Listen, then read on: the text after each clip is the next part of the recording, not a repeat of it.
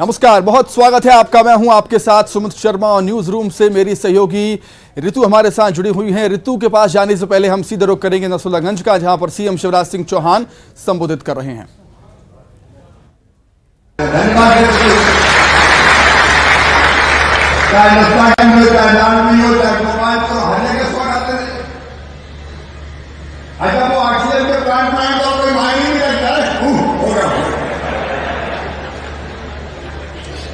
एक बार उनके लिए जोरदार तालियां बजाइए। आभार को प्रकट करें प्रभुराम चौधरी जी, आदरणीय सांसद जी, हमारे विधायक सुरेश जी, भाई प्रभुसाद जी, राजन जी, रघुनाथ जी, रवि जी, दर्शन भाई भी आए हमारे, मेरे सभी मंडल अध्यक्षगण, वरिष्ठ नेतागण, लक्ष्मीराम जी सहित उनकी सबसे बुजुर्ग नेता हमारे कोई है। मंच की पिछली पंक्ति में बैठे हुए हमारे सभी नेता साथी पदाधिकारीगण, क्योंकि जब कुछ नाम लेते हैं तो बाकी को थोड़ी जगह होती है, हमको तो बहुत नहीं, अपने लिए तो सब बराबर।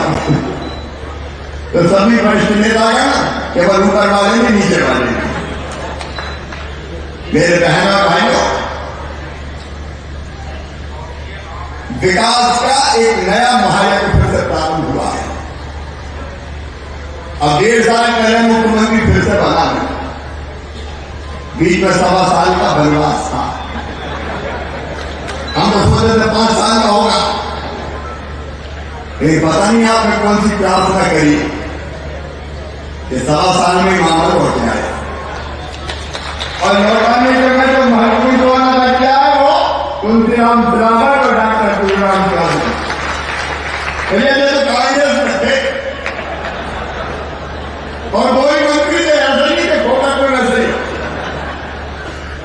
अब जब ये कमलनाथ जी के पास जाते थे कि सड़क बना दो तो कहते पैसा ही नहीं है, ये कहते पानी ला दो तो कहते पैसा ही नहीं है, ये कहते स्कूल बनवा दो तो कहते पैसा ही नहीं है।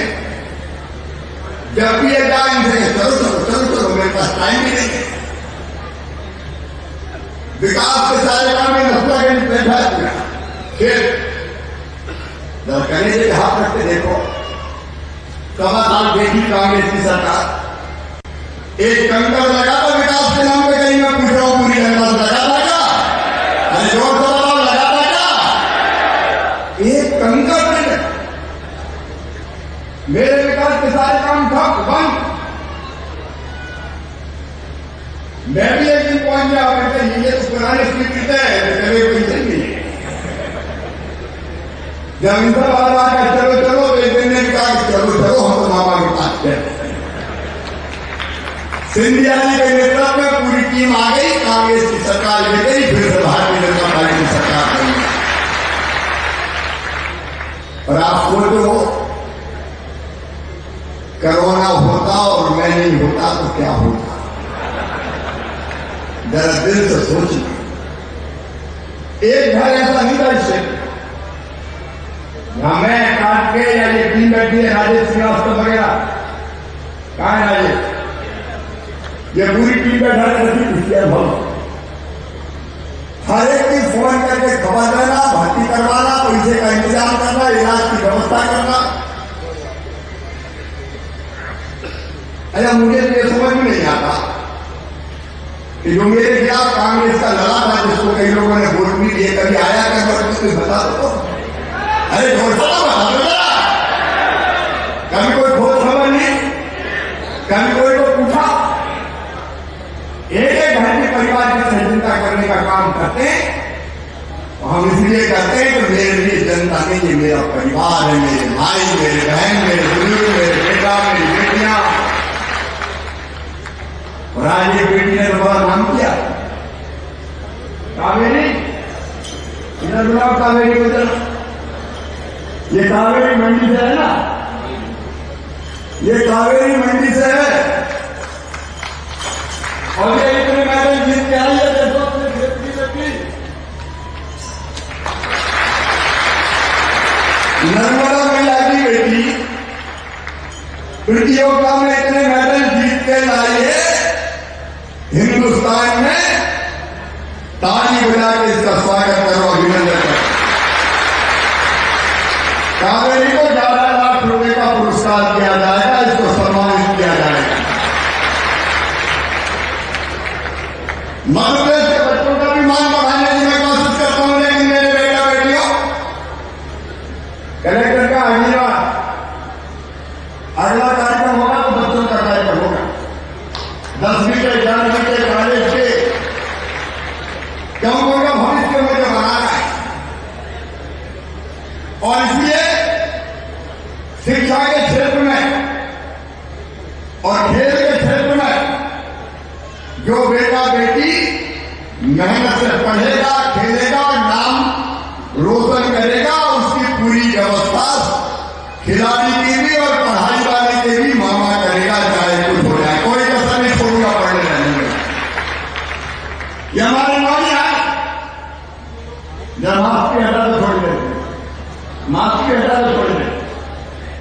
इधर आओ, एक छोटे बच्चे तो हो जाए बेटी, इधर आओ यहाँ देखो, अपने क्षेत्र में ऐसी प्रतिभाएं, और ये अप्रैल मई में फिर यहाँ क्रिकेट अकेली नहीं, बाकी प्रतियोगिता की भी योजना बनाई जाएगी ताकि बच्चे खूब खेलें भी। अभी कार्य अभी अमेरिका में उसकी अनुपस्थिति में अपन नहीं करेंगे, लेकिन खेल होना चाहिए कि नहीं? तो वो प्रतियोगिता भी होगी और पढ़ाई भी होना चाहिए।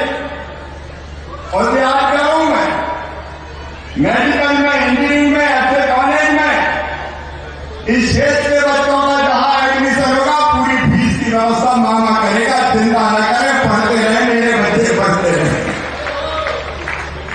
एक तरफ हमारे बच्चे बढ़ और एक कलेक्टर हमारे हैं छाट के लाया हुआ कि खूब काम करें, हर महीना रोजगार मिला ताकि कुछ बच्चों को रोजगार दिलाता है, और पूरे विधानसभा क्षेत्र में बेटी बैठ जाए, पूरे विधानसभा क्षेत्र में एक पूरी साइकिल बना के समस्या निवारण शिविर लगा के एक समस्या जो हल हो सकती हो या एक लाभार्थी जिसको लाभ दिया जा सकता हो, कोई वंचित नहीं रहना चाहिए, ताकि गांव को उनको सेवाओं का लाभ मिले। उस गांव का समूह बना, और मैं जो अफसर यहां पे हैं जो मेहनत कर सकता हो बताओ, वो रहेगा, और नहीं कर सकता तो मैं उसको बदल के दूसरा ले आऊंगा। यहां काम करना पड़ेगा, जनता की सेवा में दिन और रात लगना पड़ेगा, और एक ही कड़ाई से बिना लिए दिए समय पे सेवाओं का लाभ, जो अच्छा काम करेंगे उनकी पीठ थपथपाऊंगा, और गड़बड़ करने वाले को नौकरी करने के लायक नहीं रहने दूंगा। सीधे जनता की सेवा चाहिए, एक आइडियल, एक मॉडल से, एक अधोसंरचना का विकास, पानी की बात हो गई, सड़क बनी गई है, वो 126 करोड़ कुछ लगते नहीं है, नंबर हो गए 126 करोड़, लेकिन सीमेंट की सड़क ये भी बने, और एक आपसे छिपाने बन रही, वो भी सीमेंट की बनेगी नहीं, वो भी सीमेंट की बनेगी, लेकिन ये रेल वालों को सही करते हैं, ये सब फर्क बोल रहा है, एसपी का बुलाता,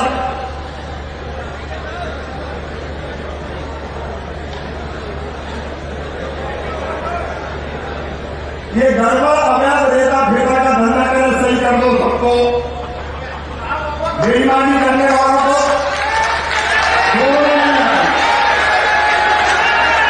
वो भी हमको करना पड़े। अब हमको मैं देखूंगा यार। तो सीएम शिवराज सिंह चौहान नसरुल्लागंज पहुंचे हुए हैं, जहां पर उन्होंने नसरुल्लागंज को कई विकास कार्यों की सौगात दी है। अब कुछ और खबरों को जानने के लिए सीधे रुख करेंगे न्यूज रूम का, जहां पर मेरी सहयोगी ऋतु वहां पर मौजूद है। ऋतु, ओवर टू यू। जी शुक्रिया सुमित। तो सीएम शिवराज हमेशा ही अपनी सादगी के लिए चर्चा में बने रहते हैं और पृथ्वीपुर पहुंचे। आपको बता दें कल पृथ्वीपुर गए थे, कई सारे लोगों से उन्होंने मुलाकात की, उपचुनाव हुआ और उसके रिजल्ट को लेकर सभी को धन्यवाद किया। आपको बता दें गुरुवार को सीएम पृथ्वीपुर दौरे पर थे और इसी दौरान सीएम ने मंच पर सीताराम केवट और काशीराम कुशवाहा को बुलाया। दोनों लोगों को सीएम ने सीएम हाउस में आने का निमंत्रण दिया। साथ ही आपको बता दें कि सीताराम केवट और काशीराम कुशवाहा दोनों ही वही ग्रामीण हैं जिनके घर पर उपचुनाव के दौरान सीएम पृथ्वीपुर में रुके थे और उनके घर पर भोजन कर रात में विश्राम किया था। सीएम हाउस आने का निमंत्रण मिलने पर सीताराम केवट और काशीराम कुशवाहा काफी खुश नजर आए।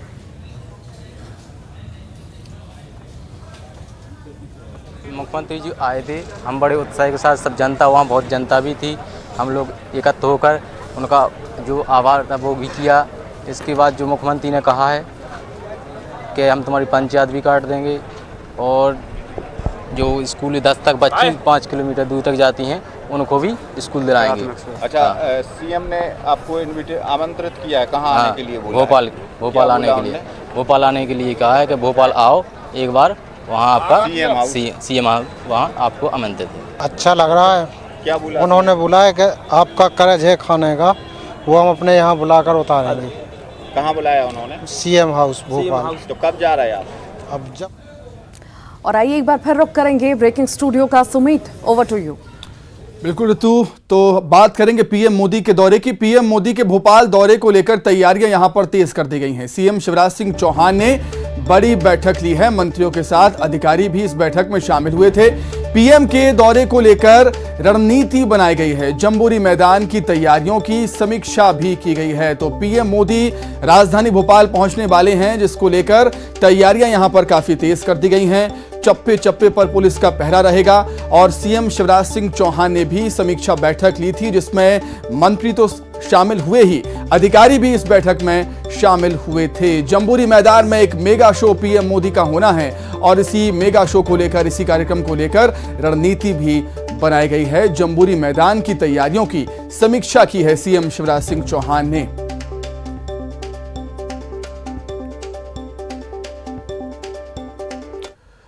तो चलिए अब खबरों को जानने के लिए सीधे रुख करेंगे मेरी सहयोगी ऋतु का। ऋतु, ओवर टू यू।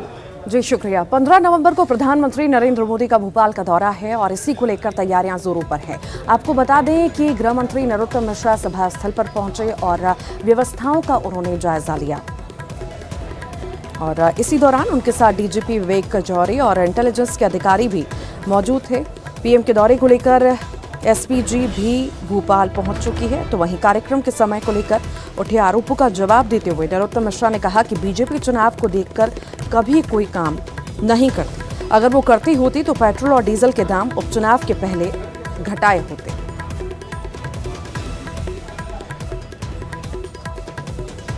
तो ये डीजी साहब थे मेरे साथ में, एडीजी थे मेरे साथ, बिंदु से बात की है, ये बताई नहीं जाती है। एसपीजी भी आ गई है। चुनाव को ध्यान में रख के भारतीय जनता पार्टी कभी कुछ नहीं करती। अगर वो करती होती तो पेट्रोल के दाम उपचुनाव के पहले घटाए होते। ये कांग्रेस करती है, हम नहीं करते।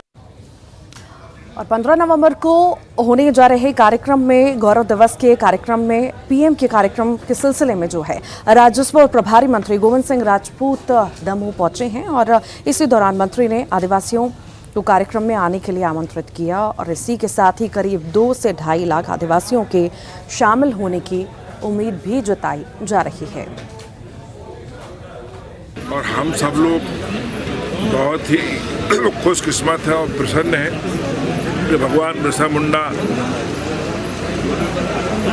जी के जन्म दिवस पर, जिसे मध्य प्रदेश सरकार एक आदिवासी गौरव दिवस के रूप में मना रही है, उस आदिवासी गौरव दिवस से प्रधानमंत्री जी का आगमन हो रहा है। करीब 2 लाख से 2.5 लाख लोग वहाँ पहुँचने की संभावना है। मैं जिले के प्रभारी मंत्री के नाते सभी दमोह के आदिवासी भाइयों के लिए आमंत्रण देने के लिए आया हूँ और सभी से मैं निवेदन किया है कि सब लोग अधिक से अधिक संख्या में वहाँ पहुँचें और कार्यक्रम उनका है, भगवान बिरसा मुंडा जी की का कार्यक्रम है। और मैं इस कार्यक्रम में प्रधानमंत्री जी के द्वारा बहुत सारी घोषणाएं भी होंगी। उन घोषणाओं का लाभ मध्य प्रदेश को मिलेगा और हमारे जनजातीय समूह को मिलेगा।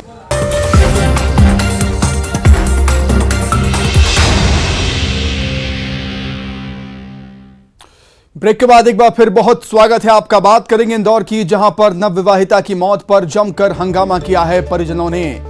ससुराल वालों पर हत्या का आरोप लगाया है परिजनों ने। दहेज के लिए प्रताड़ित करने का आरोप है। घटना के वक्त गोवा घूमने गया था पति। परिजनों का डीआईजी दफ्तर के बाहर प्रदर्शन भी देखने को मिला। तस्वीरों में आप देख सकते हैं किस तरीके से जो परिजन हैं वो दफ्तर के बाहर, डीआईजी दफ्तर के बाहर प्रदर्शन करते हुए नजर आए हैं। इंदौर का ये मामला है जहां पर नवविवाहिता की मौत पर उसके परिजनों ने जमकर हंगामा कर दिया। ससुराल वालों पर हत्या का आरोप है। दहेज के लिए प्रताड़ित करने का आरोप परिजन लगा रहे हैं ससुराल वालों पर। और जानकारी ये भी है कि घटना के वक्त गोवा घूमने उसका पति गया हुआ था। परिजनों ने डीआईजी दफ्तर के बाहर जमकर प्रदर्शन किया, जमकर अपना गुस्सा, अपना आक्रोश, अपनी नाराजगी जाहिर की है। तो अधिक जानकारी के लिए हम सीधे बातचीत करेंगे हमारे संवाददाता विकास से। विकास, क्या कुछ जानकारी है और पुलिस का क्या कुछ कहना है इस मामले को लेकर अभी? युगल सुमित, ये इंदौर के कनाड़िया थाना क्षेत्र का मामला है। बिचौली मर्दाना में रहने वाली एक नवविवाहिता की संदिग्ध परिस्थिति में मौत हो गई। फंदे पर शव मिला था लटका हुआ। और चूंकि परिजनों का आरोप है कि जो ससुराल के जो सदस्य हैं वो लगातार दहेज के लिए प्रताड़ित कर रहे थे। उनका आरोप है कि हत्या करके उसको पंखे पर लटकाया गया है। लिहाजा पूरे मामले में आक्रोशित परिजनों ने इंदौर पुलिस कंट्रोल रूम पहुंचकर प्रदर्शन किया और अपनी नाराजगी जाहिर की। हालांकि पुलिस अधिकारी जो मौके पर पहुंचे थे उन्होंने आश्वस्त किया है कि जो भी वैधानिक कार्रवाई होगी उसकी पूरी जांच के बाद कार्रवाई जरूर की जाएगी। यदि कोई दोषी होता है उसके खिलाफ कड़ी कार्रवाई का आश्वासन मिलने के बाद जो हंगामा कर रहे जो आक्रोशित परिजन थे वो मौके से रवाना हो गए। विकास, आपका बहुत शुक्रिया तमाम बातचीत के लिए। तो इंदौर में दहेज के लिए प्रताड़ित करने का आरोप महिला के परिजन लगा रहे हैं और महिला की मौत के बाद परिजनों ने डीआईजी दफ्तर के बाहर जमकर प्रदर्शन किया, जमकर हंगामा किया है।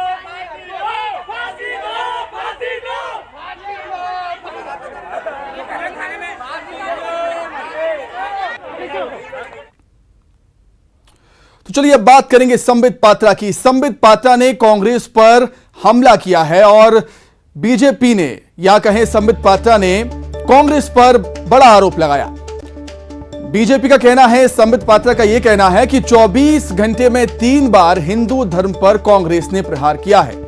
सलमान खुर्शीद, अलवी और राहुल गांधी पर निशाना साधा संबित पात्रा ने और कहा कि राहुल गांधी ने हिंदुत्व पर प्रहार किया है। ये कांग्रेस और गांधी परिवार का चरित्र रहा है। मौका मिलता है तो वे हिंदू धर्म पर प्रहार करते हैं। ये बड़ी बातें, कुछ बड़ी बातें कही हैं संबित पात्रा ने।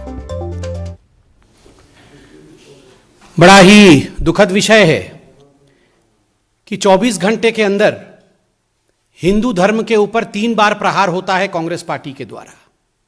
सलमान खुर्शीद, अलवी साहब और अब स्वयं उनके सबसे बड़े नेता राहुल गांधी द्वारा।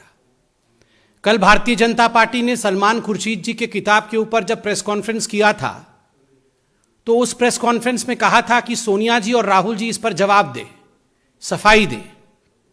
और आज आपने देखा है कि किस प्रकार से एक वर्चुअल कॉन्फ्रेंस के माध्यम से राहुल गांधी जी ने सलमान खुर्शीद के वक्तव्य के ऊपर, सलमान खुर्शीद जी के किताब के ऊपर अपनी सफाई रखी है।